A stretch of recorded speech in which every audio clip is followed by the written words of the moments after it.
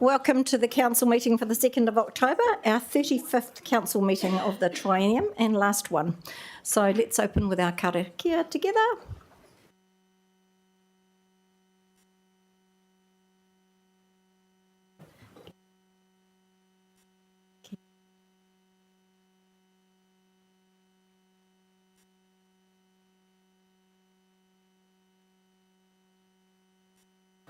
Now, I'm sure we all remember we're live streamed and to use your microphones. We've got apologies. We're noting Councillor Johnson's leave of absence, so no other apologies. Public forum this morning, we have got two. Mary Pugh, is she here? Not yet, okay. Brian Warburton. Would you like to come forward, Brian? You've got 5 minutes. And we note that he has given us a piece of paper on our desks, and we've had it by email before. So you've got 5 minutes, Brian.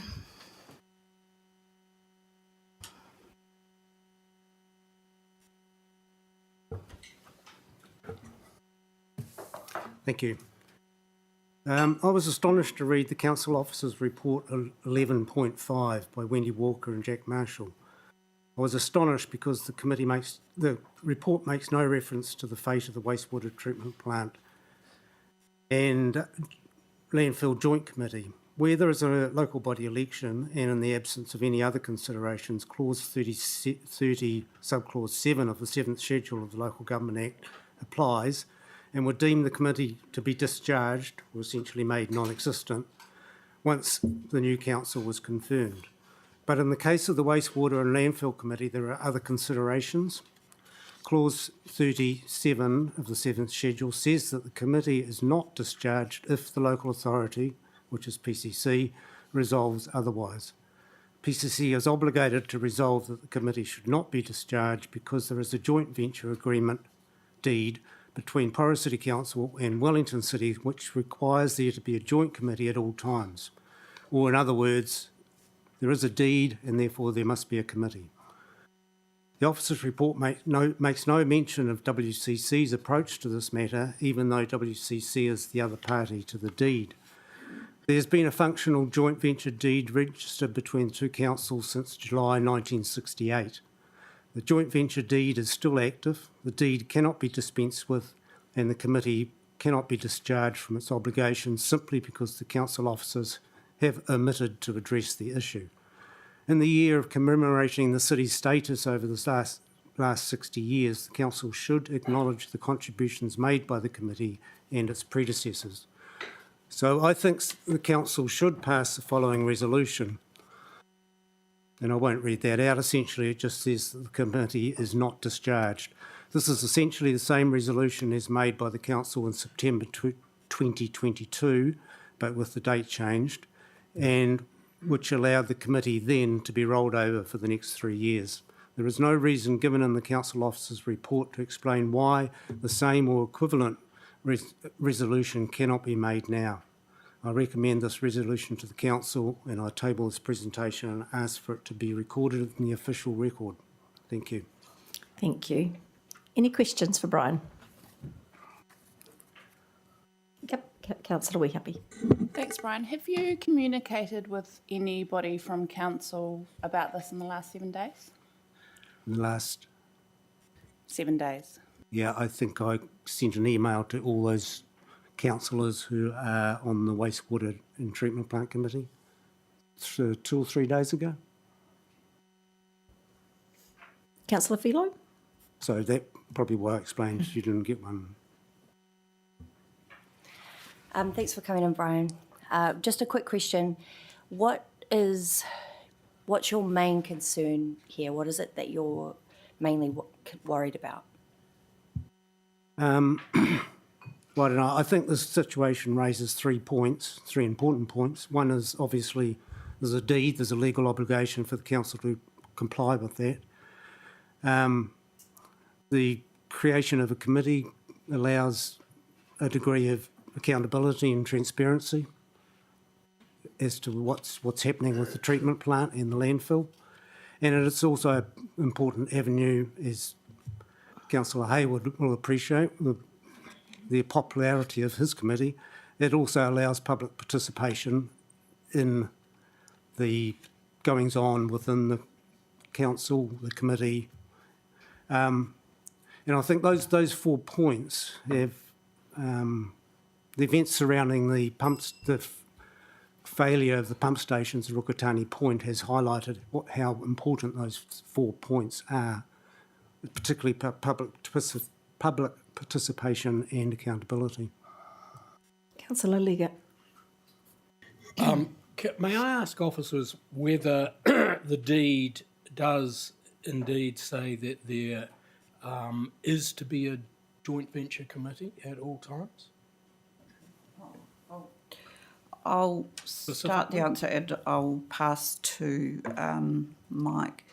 I think the deed is less than specific, but I'll hand that to Mike. I just wanted to clarify why that isn't in the list.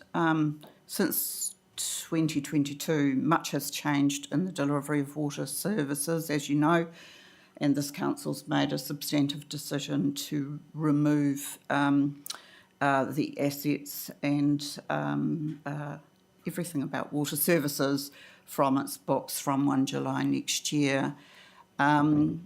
It's still in discussion quite how that, between now and then, exactly how we would manage that, but that is a matter clearly for the new council, not for this council.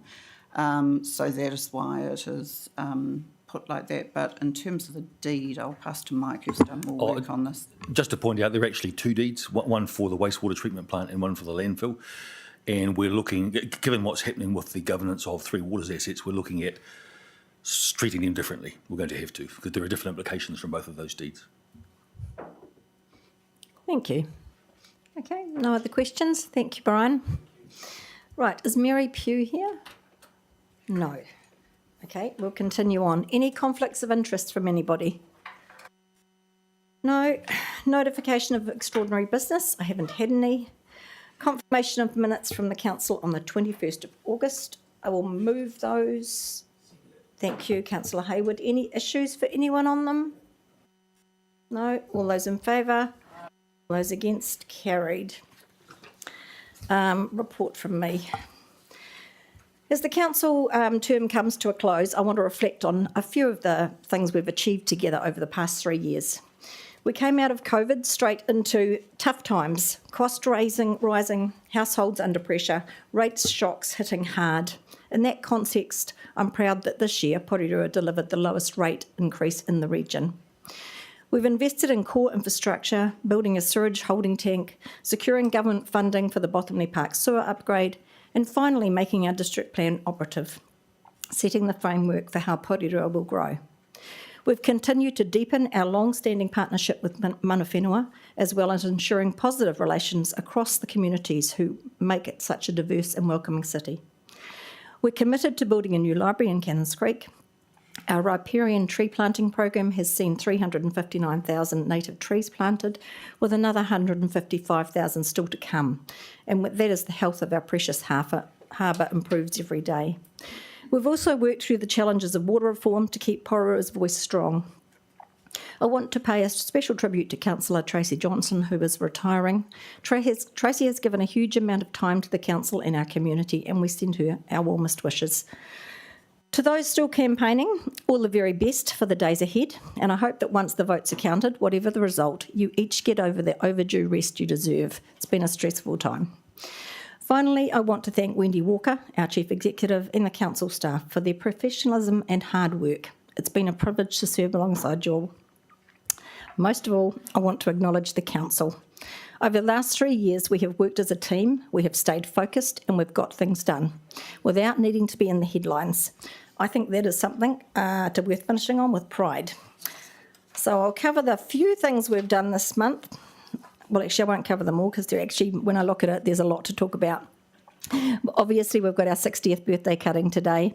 There's been a lot of planting going on. I think we've done 3 of those. We've had citizenship. I've been to the disability outside the box in Wellington, spoken at the retirement villages. We fared well Paul from the Challenge. I've had Rotary, the Porirua AFC Junior Prize giving, all our flag raisings, the St John's Service Awards, Whitby Collegiate Foundation dinner, the opening of all kinds of things from croquet to bowling. We've had the report of our Transmission Gully, which was absolutely fantastic. Virtuoso Strings. We've welcomed new businesses with Pizza Lato and the Value Max supermarket. And Kylie, I want to acknowledge you for getting the Umpire of the Year award. I know you put a lot into netball, just not as much as you do here, so congratulations for that. And we acknowledge Nairi Metcalf, who was 100, and the passing of Neil Penman. So we've had ups and downs, but all in all, it's been a fantastic 3 years. So thank you to everybody. Taku, you've had an awesome time as well. Let's hear from you. Most of those I attend, but I just want to say on behalf of Ngāti Toa, thank you all very much. It's been a great 3 years. You're all experienced councillors. You all have real passion for your different communities. And it's been a pleasure to work alongside you all. And I just want to say you all represent the city in a real mana enhancing way. So thank you all very much and good luck. Thank you. Okay, committee recommendations. Councillor Trillin. Thank you very much, Mayor Baker. I move that Council accepts the committee recommendations of Te Puna Kōrero from our meeting on the 28th of August 2025.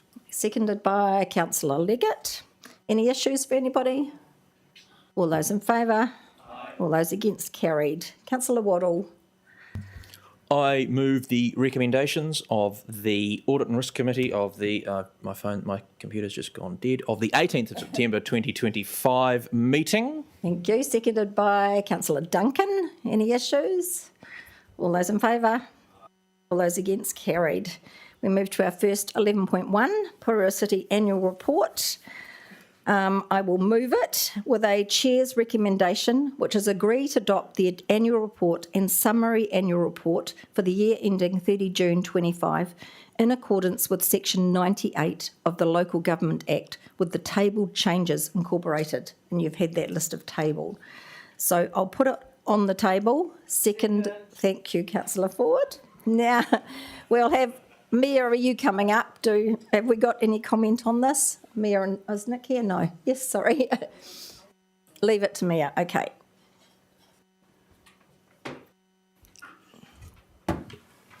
Thank you, Mayor. The annual report is now presented to you for adoption as per the Local Government Act. This was endorsed by the Audit and Risk Committee on the 18th of September. The changes tabled are minor in nature and just represent the finalisation of our audits. We have Sam Nicole here from EY for any closing comments, and otherwise we're open to questions. Thank you. Questions? Councillor Leggett. No questions, but I just wanted to reflect, probably as everyone does, I thank everyone for the amount of work that's gone into this. I think what's come out is a fair reflection of what we've been doing, and it highlights the positives very well. So thank you very much to everyone for this annual report. Councillor Filo. Thank you for presenting this. It's great that we've gotten an increase in the survey, that it's gone from the 62 to 84, was it? I did have a question, though, within the financials, something that I noticed on page 128. The suppliers and employee costs, they were around 127 million, but it seems like it was a 30 million over the budget of what was budgeted. So can officers just give any insight into what drove that overspend?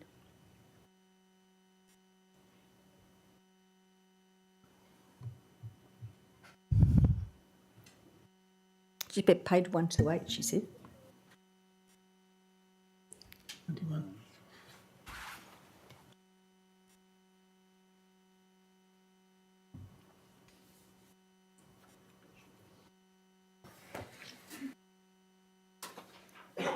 Who's the lucky officer to get that one? Full hands on I can see them.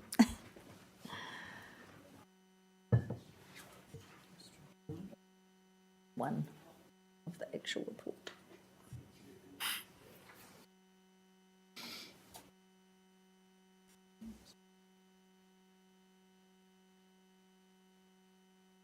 120 of diligent, 128, which is what I said before, yeah.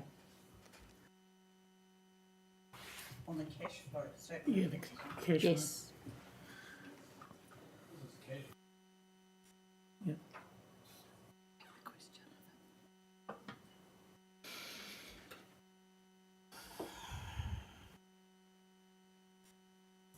Leaving it to the accountants, yes. Yeah, that's a good question. So we don't have an answer for you here and now. Can we take that offline?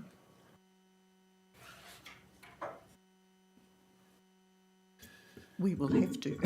Yeah. So it's a statement of cash flows, which is obviously a measure of what's going in and out of the bank account. It doesn't strictly represent the actual expenses that are coming in and out. From an accounting point of view, we have the accruals process, and there are many non-cash expenses that don't flow through the cash flow, of course.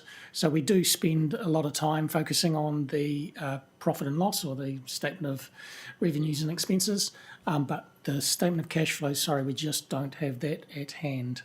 But we can get a response back to you. Okay. Anyone else for questions? You've got any others? No. No. Yep, councillor Ford.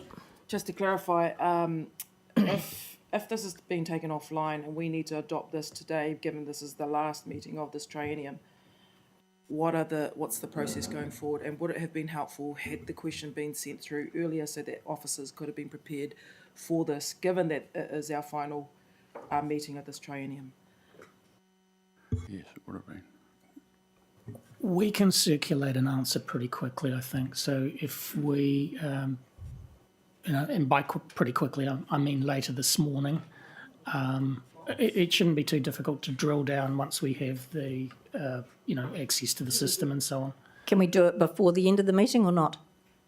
We can, you've got a few papers after this one. We can come back and report if that's the way council wishes to go.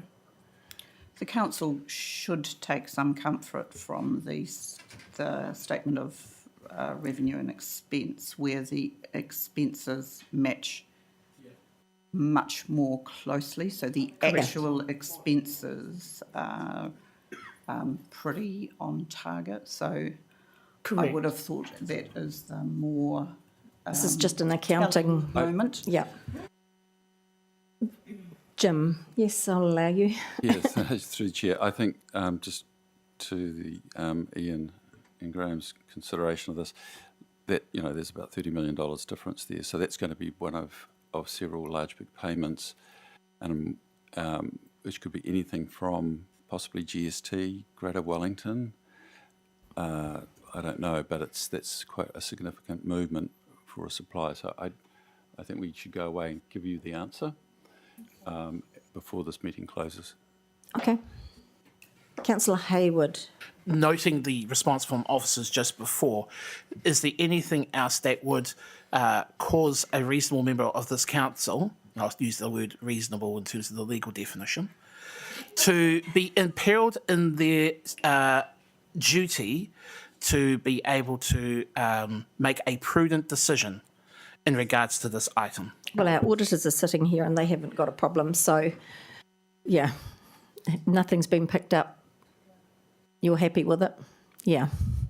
I would have thought we could make a decision as well, personally. Yes. These are audited reports. Okay. I think, any other questions on this? Sam, would you like to speak to it? Sure, happy to.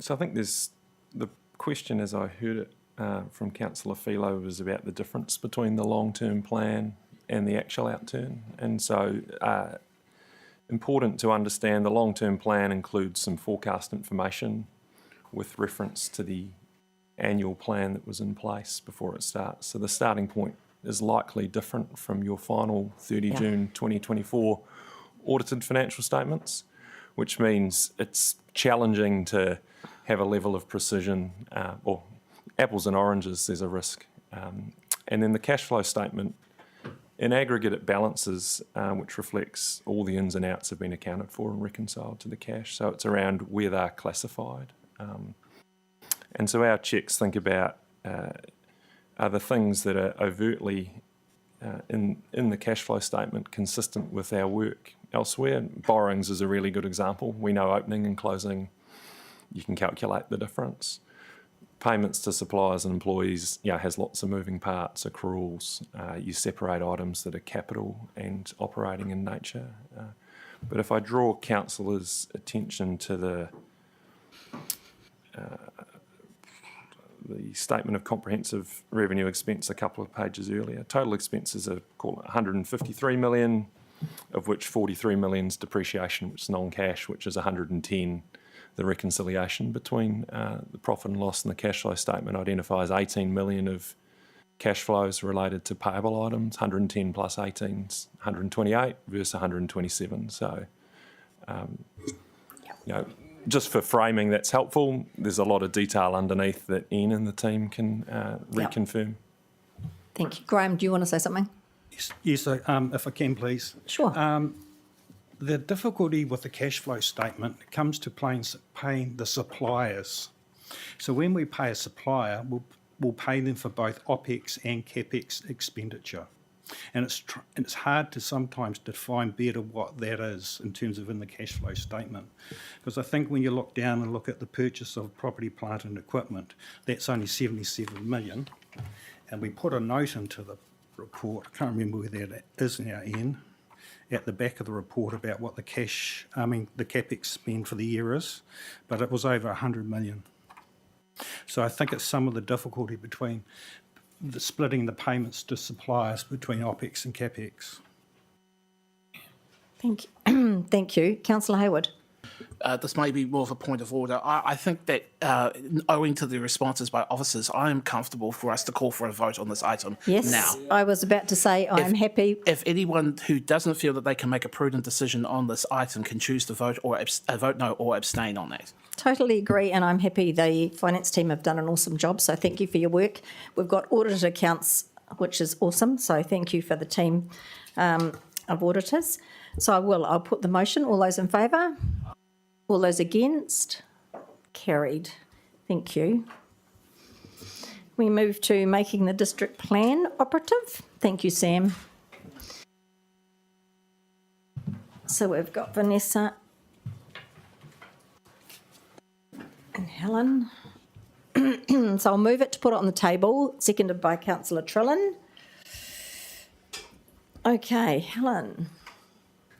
Kia ora tātou, through you, Madam Mayor. I'm very proud to bring this paper to you all today, making asking to make the district plan operative, the culmination of around 8 years of work by the council and officers.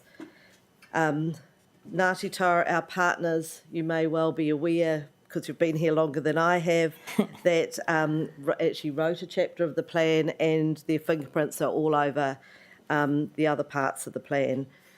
We had very few appeals, which is quite unusual, and only one of them went to hearing. So that is actually, in the planning world, seen as quite unusual and a testament to the team in terms of their negotiation skills at the appeals mediation. In my view, this has gone through very quickly and smoothly, actually, in terms of the appeals process that I've witnessed. So I'm very proud of the team and the way that that's been conducted. If there are any questions, very happy to take them. Thank you, Helen. I have to say it's been awesome, and to get it across the line just before this has been great. It has been a long 8 years, and I thank all the staff who've worked on it, because we've got some who have left, and it has been awesome. So thank you for all your work. Questions from people? No one? I think we've covered them. So thank you. I do have to say thank you to the whole team. So all those in favour? Aye. All those against? Carried. Thank you. 11.3, update on the resource management consenting and other systems. I will move that, seconded by Councillor Hayward. Vanessa. And are we having anyone different? Yep, Vanessa, I'll hand it to you.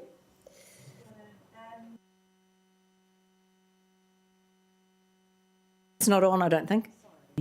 Yep. So, as we should all be aware, the resource management regime in New Zealand is changing quite fundamentally, and we have been bringing you throughout the year, and we will continue to do so, updates as and when we know that information. So, this paper here is just the latest update that we've received. The resource management, consenting, and other systems changes, mouthful, has become law as of late August. So, overall, it's considered that the changes are expected to be advantageous to Porirua City and of little change or consequence, mostly because we're already undertaking these, what I would consider good practice, best practice changes. The only possible area of risk that I identified in the report was changes to revoking consents for ongoing and repeated non-compliance, but speaking to our lawyers, we consider this a very, very low risk. So it's just flagging it, being transparent. Happy to take any questions. Thank you. Any questions? No, everybody's happy. Thank you, Vanessa. All those in favour? All those against? Carried. 11.4, endorsement of alternative method proposal and final design for mandatory school variable zones. Moved to put it on the table. That's a mouthful. Councillor Ford. Right. Kaushik, I'm sure there's some questions. Maybe. Would you like to speak to it? Yeah, sure. Kia ora. Thanks for the opportunity. So back in July 2025, the council approved the static variable speed signs, and subject to that, we've designed all the school variable speed limit zones for all the 36 schools. Just few key points I'll just summarize before taking questions.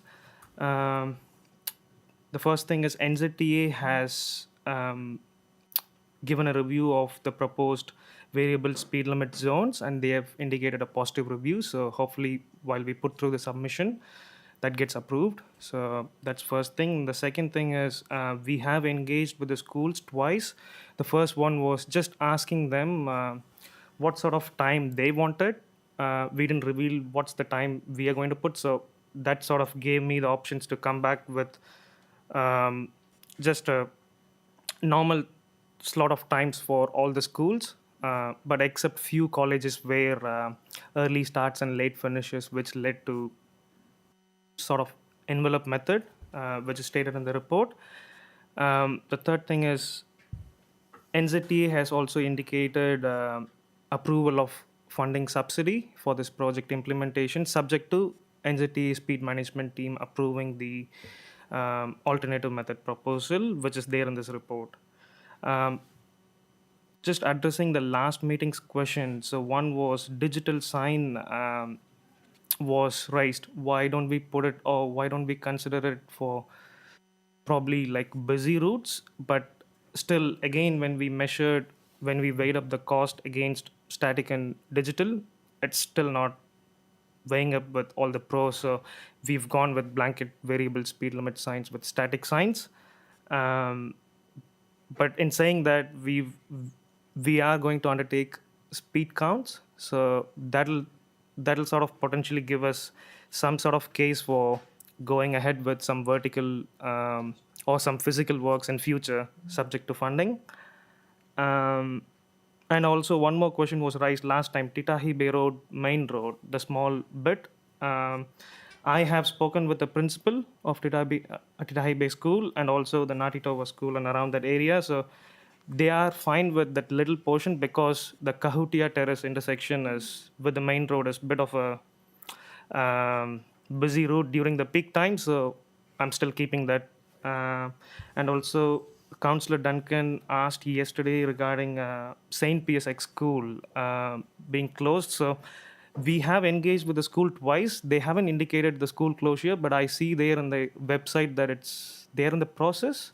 So closer to implementation on April 2026, we'll address that. And if it's going to be closed, we wouldn't put any signs there. Happy to take any questions. Councillor Hayward, then Councillor Duncan. No questions, but so I can wait till the end for comment if you'd like. You can make a comment now. Before I begin, yes, there is no actual word about the closure or de-integration of St Pius X, and I say that as the outgoing presiding member of that Board of Trustees. You can always give me a call when you want to ask that question again, Mike. Councillors will know that... You have closer ties. I know you have much closer ties. He mea whakapapa, no? He moi. Councillors will know that I was opposed to the introduction of the system in its current iteration as it was, in my view, undercooked and did not take into account the risks to children outside of school hours. I've been thinking a great deal about whether to also vote no on this one in accordance with that vote. I note that Council and our schools have worked in good faith, and I want to take a moment to thank Council officers for their steadfast work in this regard and trying to respond to our concerns as well in a prompt fashion. Thank you. To vote no would be to invalidate that work done by all parties, and that is not tika. To reject this proposal would be even more expensive, which makes me feel even more uncomfortable. So I'm going to support the motion because I went back to the principle in play here. Will this make kids safer, even if this decision, mandated by the Minister of Transport, is as close to koretake as it could be? The answer is yes. So I'll vote yes, because this makes kids safer. Kia ora. Kia ora. Councillor Duncan. Yeah, look, thanks for all the work you've put into all this. It's a great effort. I see problems with enforcement, of course. I don't know how that's going to work. Also, when I noticed how far away the streets were from some of the schools, the amount of streets that are covered by this seemed a hell of a lot. But then I thought, nobody's going to be doing more than 30 Ks in those areas anyway, so they're quite small streets.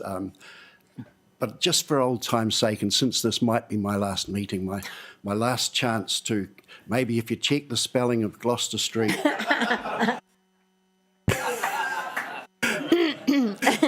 Mawhare Street and Staith Street. Thanks. We got two wrong. Okay. Councillor Trellin. Oh dear, thank you very much. Yes, initially I just want to echo the comments made by Councillor Hayward and reiterate the frustration I've had around our requirement to do this as a variable zone as opposed to a permanent one. In spite of that, however, I think officers have handled this really well. Thank you very much for the advice that you've given us, the way you've gone about doing this. And in particular, I was really happy to see the amount of feedback that we've taken on board from the schools and the adjustments that have been made. Ultimately, if the schools are asking us to do stuff and we're adapting to that's the most important thing, I think. So as much as I prefer to see just permanent reduced speed zones in these areas, I think in the context, this is about as good as we could hope for. So thank you very much for that. The one question I do have is that there was a note around the 53% funding from Waka Kotahi does still need to be confirmed. I'm assuming that's mostly procedural, but just for the avoidance of doubt, in the event that we vote yes on this today and for whatever reason that 53% isn't confirmed by Waka Kotahi, what would the process be from there? I assume it would come back to council because that would obviously reflect a big impact on costs for us. That's right. So, yeah, we have had an already early indication that the NZT is going to approve the funding, but in the worst case, if they don't, then we will get back here for seeking more fund. Yeah. Cool. Thank you very much for confirming that. Yeah, in that case, I'm happy with this, and I will also be voting yes. Okay, Councillor Ford. Yeah, this is a topic that's been close to my heart since I was first elected many moons ago. Making sure our tamariki are safe getting to and from school. So I think this is a good step in the right direction. And I think we've workshopped it as well as a council. We've landed probably on the best outcome. I did have a question around Porirua, Brandon and Marairoa, because you've got you've indicated in your report there's signs that are just duplicated. How does that work in terms of the funding? because those schools are all in close proximity to each other, but in your, like, how does that work? The signs are actually not duplicated. What it means is Porirua College is... Sorry, I meant the areas that you've put in. Some of them are the streets. Are they duplicated? Driver Crescents, for instance. Yeah.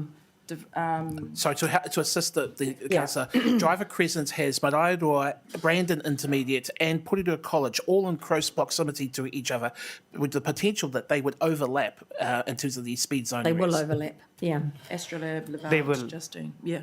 They will... Because they are. So Yes, in yes. terms of the funding that's available for those particular, are we just like...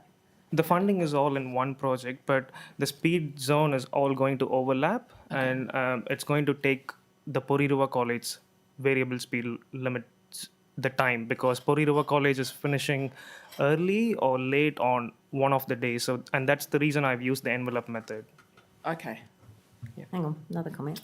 Can I just add, we have thought about those three schools as one, so they would operate as one zone. Yeah. Okay, so the like Porirua College obviously operating at a different time compared to like wanting the stops at a different time to the primary schools. How is it? So we've taken like the worst case start and end time, so it encapsulates all of the needs of the schools. All right. Yeah. Okay, I think I get that. So. Slower time, yeah. Anybody else? Yes, you can. Councillors, can I just point out to you that most councils will actually outsource the work that you have in front of you. We did all the design work in-house. We're lucky enough to have a designer in-house, which we think saved us in the vicinity of 50 grand. Really proud of that, and really great that we've got staff on board that can actually do the work that would otherwise be outsourced. Thank you very much. It's a good report, and the discussion with the schools has been awesome, and I can vouch for Councillor Ford asking from day one around schools, so this is a really good thing. So all those in favour? All those against? Carried. 11.5, end of triennium matters. I will move it to put it on the table, seconded by Councillor Duncan. Excuse me. Who's speaking to this one? Probably nobody? Okay, we'll open up for questions. You want to speak to it first? I'll just say this is a standard report. This does basically two things, three things probably. It gives me the delegation in that interregnum period. I'd like to say, that it's a wonderful opportunity, but it never is. And as you see, I get to report back on anything.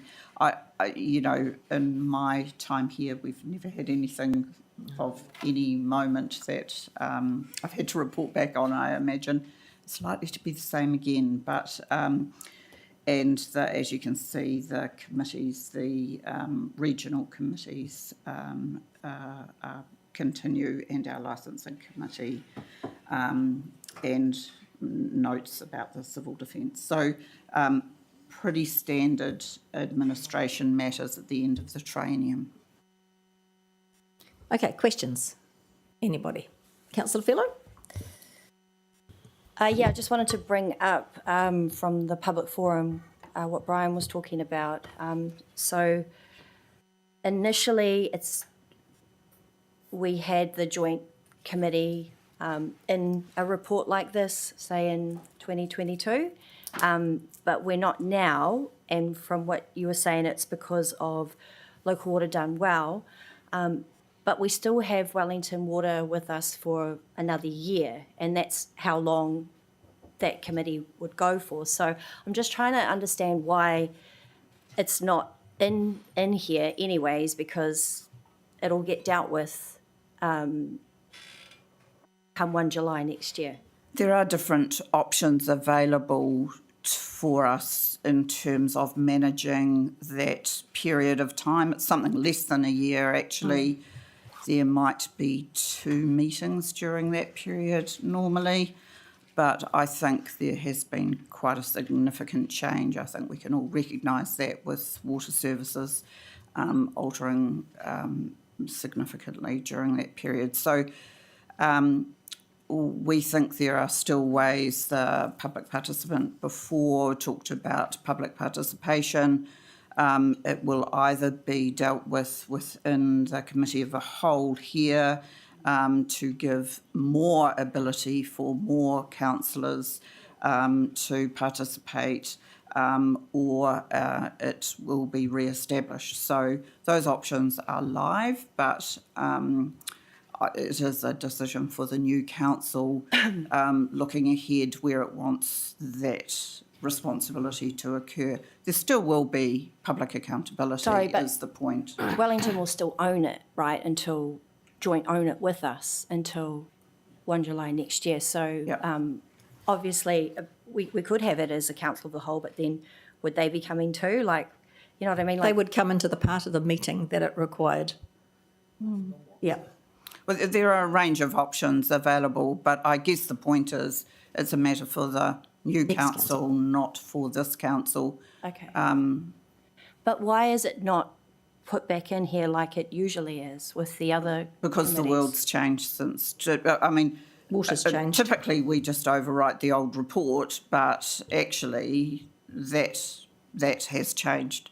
Nothing else has changed as significantly as that. So we thought about it. Should we continue to have it or not? But we have socialised this idea more broadly about, you know, let's have a proper think about it rather than just assume.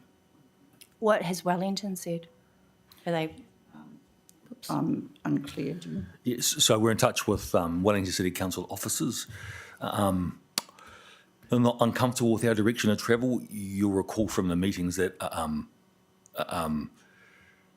typically it hasn't been an elected member from the council that's been attending those meetings. So we're engaged with them and having the discussions with them.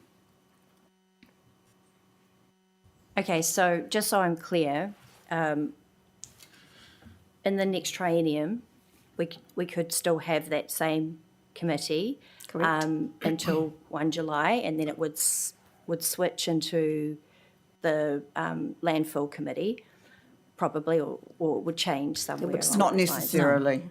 We're looking at both functions. You're looking at both functions? Well, both landfill and wastewater treatment plant, both functions. Oh, so the landfill's not in here either? I didn't notice that. No. If the committee doesn't continue, the landfill also is affected by that. So yeah, those issues will be traversed. Yeah. In the next term? Yes. Right, okay. All right. Anybody else? Yes, Councillor Hayward. Kia ora matua. Kia ora koutou katoa.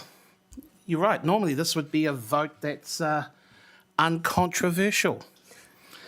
And as has been said, it is to, in effect, to avoid the process of reconstituting committees that would continue across electoral triennia. I was going to take a moment to actually recognise the duty of my colleagues who have served in the leadership roles for the various committees that we have had over this past term. Alas, I won't have time to, because the proposed exclusion of one committee is causing some perhaps to sharpen their tongues. So why don't we be honest about what's really going on? This isn't about committees. It's about a small cluster of voices that thrive on theatre. We've had a last-minute effort from a part of the community to stop these recommendations from happening. They have asked us to address their argument on their merits. But I cannot turn off that part of me that must also recognise their mana and how their actions impart it. So here's a story that gives me pause when considering the sincerity. Complaints fired off about me by a member of the public to every possible agency, from this council to Greater Wellington to the General Secretary of the Labour Party and even Chris Hipkins, in the hope that if enough mud is thrown, some of it might stick. And when those avenues fail, they turn to social media, creepily weaponising their failed rationale in the hope of drowning out the facts. And if councillors here indulge it, whether out of convenience or fear, it is, in my view, a betrayal of their duty. I want to take a moment to acknowledge someone who has been unfairly caught up in a recent circus. Yes, let's use that word, circus. Let's acknowledge someone who really understands integrity and duty. In this chamber today is my uncle, though he hates me calling him that, Colin Hayward. Like my father, he served this country with distinction in the Royal New Zealand Navy. His commitment to service and integrity cannot be challenged by anyone in this chamber. I remember many years ago when I saw on the Porirua Facebook page, Colin challenged an able-bodied person for parking in a disabled car park space. He didn't flinch, he didn't sneer, he called it out.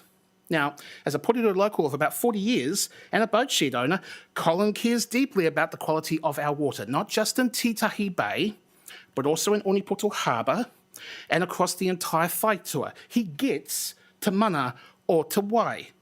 So that's how I look at this, not pumps, but principles. That's why during Te Puna Kōrero earlier this year, I pushed so hard for the Water Charter principles to be written into our advocacy, because without clear values such as public ownership, fair pricing, protection for those with the least, accountability from the tap to the drain and beyond, this transition risks being hijacked by the loudest, but not the wisest. And let me be clear, I think that those who cling to old structures like the Joint Wastewater Treatment Plant Committee are not being honest about how sincere they really are about protecting te mana or te wai. The committee that's being proposed to be disestablished is the one that I had the honour to serve as chair over the past 3 years. But this council is about to devolve its responsibilities to a new arrangement. Council will still retain an oversight role, just not the same way as before, pending the decision of the incoming council. Now, I'm an All Blacks fan, and sometimes I wish this council had a committee to monitor their performance, and I know I'm not alone in that. But we don't, and for good reason. It is not our duty to do so. The new entity will mean council will not have, outside of any legal conditions within existing resource consents, the same level of day-to-day oversight on a single component of our entire network, and yet I expect every person who is around this table in the next triennium to hold all parts of the operations of the new water entity to account. Every pipe, every pump, every community.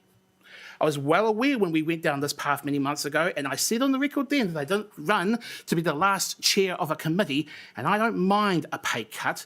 What I do mind are arguments of anyone engaging in potentially disingenuous behaviour. I'll say this again, this new entity is not perfect, there may yet be risks unseen, and the need for oversight is no less important under a new entity. But if we're serious about fixing a broken system, then we must have structures that protect all of our assets, ensure our networks serve us better, and deliver water services that are fair, equitable, and grounded in te mana or te wai. So today is a choice between standing together in service of our duty or playing politics dressed up as principle. I don't know if every councillor will vote in support, but as somebody who has voted no a bit, I say this. If you vote no, it better be for principle and not kabuki, because our people are watching. Uncle Colin's watching. Ngā mihi koutou, kia ora. Kia ora, thank you. Councillor Full, was your hand just resting, or are you... Yeah, you were like this, I wasn't sure. I can say something. Okay. I mean... Councillor Ford. Councillor Hayward covered it all. No, I was just going to say I support the dam recommendations. Yeah, the dam recommendations, and yeah, point 3 especially, because I think, you know, those committees deal with big regional issues, and we need the consistency moving forward, and the long-term focus as well. That's all I was going to say. Okay, thank you. Anybody else? Well, welcome, Colin. Sorry we didn't acknowledge you in the very beginning. Yes, I agree with this, and I do think those committees that have been smaller should actually be overseen by all councillors. The water and the tip are too important to be seen by small ones for me, so I hope the next council makes the right decisions, but I'll leave that to the next council and see what happens. So, all those in favour? All those against? Carried.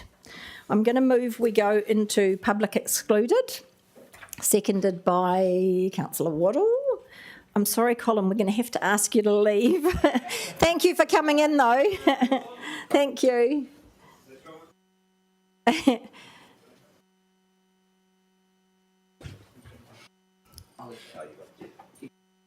Thanks. Okay.